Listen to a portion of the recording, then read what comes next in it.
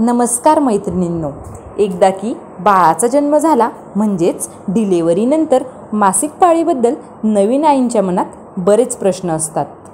जसे की डिलिव्हरीनंतर मासिक पाळी कधी सुरू होते, डिलिव्हरीनंतर नियमितपणे मासिक पाळी सुरू राहते का, डिलिव्हरीनंतर मासिक पाळीमध्ये काही बदल होतात का किंवा त्रास होतो का, मासिक पाळीमुळे बाळाच्या स्तनपानावर काही परिणाम होतो का, असे अनेक प्रश्न त्यांना सतावत असतात.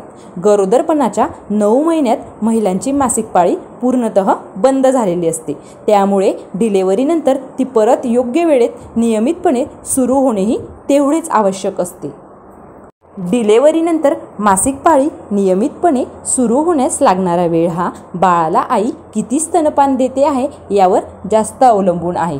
आई बाळाला जेवढे जास्त स्तनपान करेल तेवढ्या उशिरा मासिक पाळी नियमितपणे सुरू होते.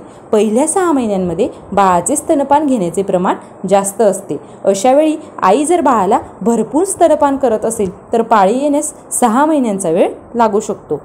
बाळ जसा वरचा आहार सुरू करते तसे स्तनपान घेण्याचे प्रमाण हळूहळू कमी होते आणि पाळी येण्याची प्रक्रिया सुरू होते.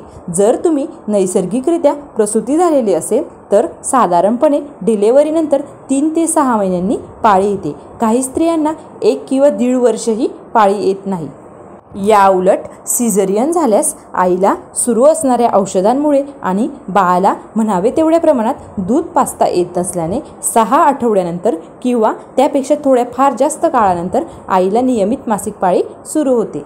म्हणजेच बाळाच्या जन्मानंतर मासिक पाळी सुरू होण्यास लागणारा वेळ हा विविध गोष्टींवर अवलंबून असतो आणि प्रत्येक स्त्रीला वेगवेगळ्या कालावधीनंतर मासिक पाळी सुरू होऊ शकते. स्तनपान करत असताना मासिक पाळी का येत नाही तर आईच्या शरीरात बाळासाठी लागणारे दूध तयार करण्यासाठी काही हार्मोन्स बनत असतात. त्यापैकी प्रोलॅक्टिन नावाचे हार्मोन हे मासिक पाळी येऊ न देण्यासाठी कारणीभूत ठरते. या हार्मोनमुळे ओव्ह्युलेशन होत नाही आणि एगही रिलीज होत नाही. या सर्व प्रक्रिया होत नसल्याने स्तनपान करत असताना मासिक पाळी येत नाही.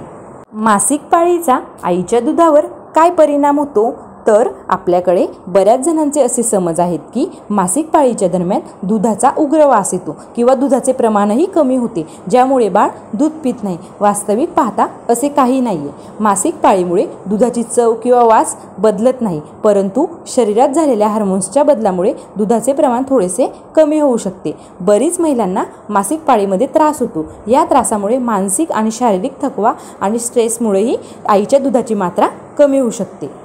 डिलिव्हरीनंतर मासिक पाळीमध्ये काही बदल होतो का तर गरोदरपणाच्या पूर्ण 9 महिन्यात स्त्रीची मासिक पाळी थांबलेली असते. डिलिव्हरीनंतर पहिल्यांदा जेव्हा ती सुरू होते तेव्हा ती आधीपेक्षा वेगळी असू शकते. डिलिव्हरीनंतर शरीर पुन्हा एकदा मासिक पाळीची प्रक्रिया समजून घेत असते, त्यासाठी तयार होत असते.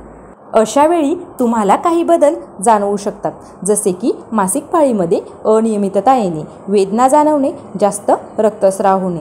जसे महिने जातील तसा हा अनियमितपणा कमी होऊ लागतो, शरीर पूर्ववत स्थितीमध्ये येऊ लागते आणि पाळीची प्रक्रियासुद्धा सुरळीत होते. मासिक पाळीमध्ये बाळाला स्तनपान करावे का तर हो, नक्कीच. मासिक पाळीमध्येही बाळाला स्तनपान करावे. यामुळे आईच्या दुधाची मात्रा कायम टिकून राहण्यास मदत होते. मासिक पाळीमध्ये बाळाला जर तुम्ही भरपूर स्तनपान देत असाल तर पाळीमध्ये होणाऱ्या वेदनांपासूनही आराम मिळतो. जर तुम्ही काही कारणामुळे बाळाला स्तनपान देऊ शकत नसाल तर आईच्या शरीराचे दूध निर्माण करण्याचे प्रमाण कमी होते आणि एकदा की हे प्रमाण कमी झाले तर ते नियमित करणे खूप कठीण ठरू शकते.